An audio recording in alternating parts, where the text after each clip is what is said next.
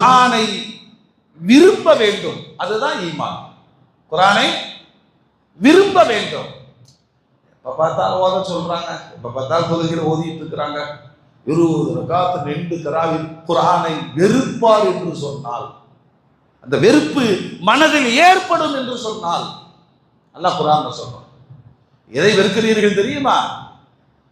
எந்த அல்லாஹ்வை நீங்கள் ஏற்றுக்கொண்டு வணங்குகிறீர்களோ அவனுடைய வார்த்தைகளை நீங்கள் வெறுக்கிறீர்கள். மனுஷன்கிட்ட இருக்கும், நல்ல பேச வேண்டாம், அவாய்ட் பண்ணிக்குவோம். இருந்தால் வளவளன்னு பேசிட்டு இருப்பாரு, இருந்தால் வந்தாலே பிரச்சனை. இது மனிதர்கள். அல்லாஹ்வுடைய வார்த்தைகள் உங்களுக்கு வெறுப்பை தரும் என்று சொன்னால், குர்ஆன் சொல்றான், ذَلِكَ بِأَنَّهُمْ كَرِهُوا مَا أَنزَلَ اللَّهُ فَأَحْبَطَ أَعْمَالَهُم. அல்லாஹ் இறக்கி தந்த அவருடைய வசனங்களை வெறுத்தார்கள், அதனால் அல்லாஹ் அவர்களுடைய அமல்களை அழித்து விட்டார்.